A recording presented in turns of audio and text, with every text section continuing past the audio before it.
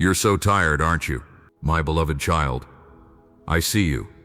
I see the shadows of weariness clouding your heart. I see the frantic pace you keep, the invisible weights you carry, and the silent pressure to hold everything together. You strive and you push, you work and you worry. You try so hard, and it's left your soul utterly exhausted.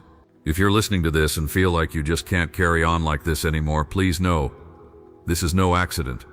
It's not a coincidence. This is a divine appointment. I've seen your struggle, I've heard your silent cries, and I want to speak directly to your heart. This is my urgent message for you, for the one who is trying too hard. It's an invitation to finally receive the sacred rest your soul is crying out for. Section 1. The burden of trying too hard. For so long you've believed that the weight of the world rests on your shoulders. You've taken on the responsibility for outcomes you can't control, for people you can't change, and for a future you can't possibly predict. Your mind is a constant storm of to-do lists, what-if scenarios, and worst-case rehearsals. Sleep doesn't refresh you, because even in your dreams you're still working, striving and fixing. You look at your life and see a field that needs constant frantic tending. You see the weeds of problems and the dry soil of lack, and you feel an overwhelming pressure to be the one to make it rain. So you toil. You pull weeds until your hands are raw and carry water until your back aches. You've become the frantic gardener of your own soul, believing that if you stop for even one moment, everything will fall apart. This striving feels productive, doesn't it? It might even feel righteous. You're doing good things after all, caring for others, building a life, trying to be a good person. But my child, look at the cost. Joy has been choked out by the anxiety of just maintaining everything.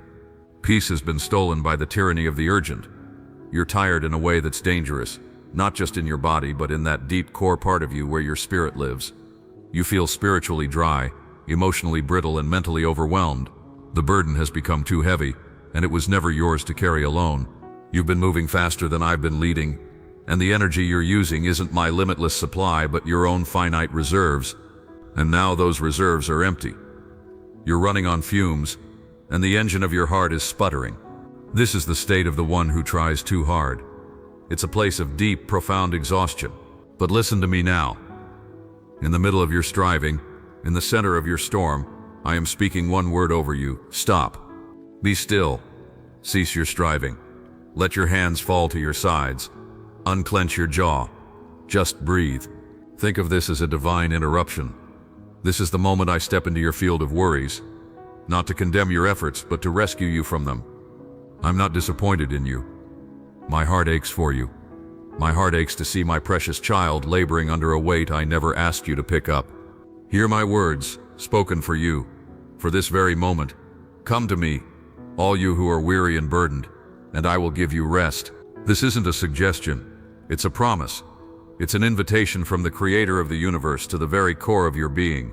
I'm not offering you a temporary break or a short vacation. I'm offering you true soul-deep rest, a rest that isn't found in the absence of activity, but in my presence. The invitation continues. Take my yoke upon you and learn from me, for I am gentle and humble in heart, and you will find rest for your souls. For my yoke is easy, and my burden is light. You're already wearing a yoke, my child. It's the heavy, crushing yoke of self-reliance, perfectionism, fear, and control. It's a yoke that chafes and wounds you. I'm asking you to take it off and trade it for mine. My yoke isn't for oppression, it's for partnership. It's designed to fit you perfectly, connecting you to me, so that I can pull the real weight with you and for you. Do you remember my dear friends, Martha and Mary? When I came to their home, Martha was just like you. She was completely consumed with the work. She was worried and upset about many things. Her mind pulled in a dozen different directions by the demands of service. Her work was good, her heart wanted to serve, but her service was born from anxiety, and it stole her peace. It made her feel alone and unseen, to the point where she even questioned if I cared about her struggle. But Mary chose something different. She chose the one thing that was truly needed. She chose to sit at my feet. She chose presence over production. She chose my voice over the frantic voice of her own responsibilities. In her culture, what she did was radical. She set aside urgent expectations to embrace the eternal. When Martha complained, I didn't scold her for her work ethic. I gently spoke her name, Martha, Martha, a call to her anxious heart. I was inviting her out of the kitchen of her worries and into the living room of my presence. I was telling her, and I'm telling you now, that your service for me should never cost you your time with me. The most important work you will ever do is being still enough to know that I am God. Mary chose what was better, and it would not be taken away from her. That same choice is in front of you right now. Will you continue in the anxious toil of Martha, or will you accept my invitation to sit like Mary and simply be with me? How, you ask?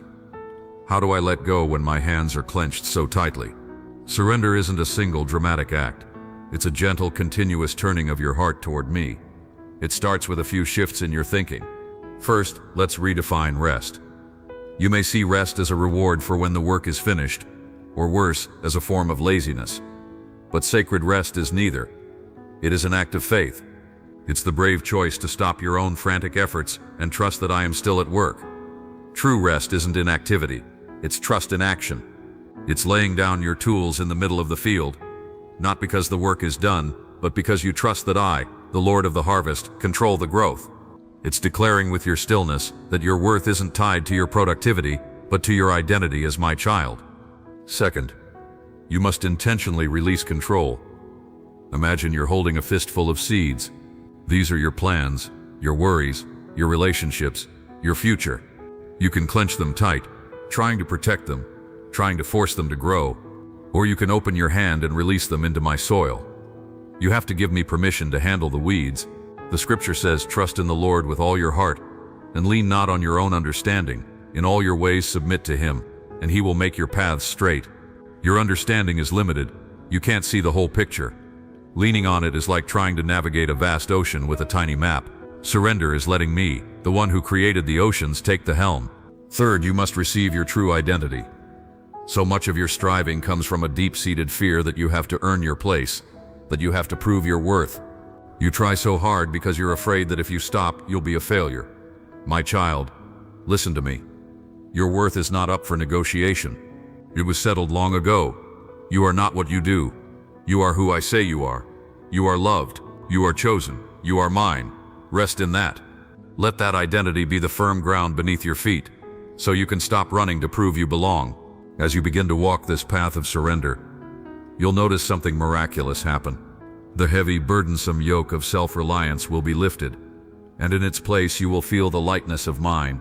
That crushing weight on your chest will begin to dissolve, replaced by a peace that transcends all understanding. This is the peace that will guard your heart and your mind. I will refresh your weary soul.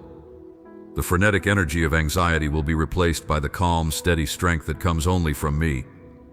There's a beautiful promise for you in Isaiah 40:31. But those who hope in the Lord will renew their strength. They will soar on wings like eagles. They will run and not grow weary. They will walk and not be faint. Notice, my child, it doesn't say those who work for the Lord, but those who hope or wait upon the Lord. This waiting isn't passive idleness. It's an active, confident trust in my timing and my power. When you release your need to strive, I infuse you with my supernatural strength. You will no longer be flapping your own wings in a desperate attempt to stay airborne. You'll learn to rest on the currents of my grace, soaring effortlessly as I lift you high above the storms. Your life will no longer feel like a frantic run, but a steady, purposeful walk with me as your constant companion. My presence will go with you, and I will give you rest. Are there some things today that you know you need to leave alone? Are there burdens you're ready to finally set down? If so, I invite you to pray this with me, right from your heart. My Lord and my God, I'm so tired. I confess that I've been trying to do it all on my own. I've been carrying burdens I was never meant to carry, and I've grown weary under the weight of my own striving. I have been a worried and anxious Martha.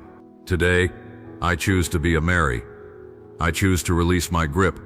I let go of my need to control the outcomes. I let go of my fear of the future. I let go of the pressure to be perfect and to have it all figured out. I lay down the heavy yoke of my own efforts. I accept your invitation. Come and be my rest. I take your easy yoke upon me, and I trust you to carry the load with me. Teach me to trust you more and not lean on my own understanding. Fill me with your peace that passes all understanding. Renew my strength, Lord. Teach me to soar. I surrender it all to you. My beloved child, receive this blessing. Be restored. Be renewed. Let my peace wash over you like still waters. Let my love be the anchor for your soul. You don't have to try so hard anymore. Just be. Be loved. Be held. Be at rest in me. I am with you always. If this message spoke to your heart, please share it with someone else who might be weary from trying too hard. You're not alone in this struggle, and this message of rest is for all my children.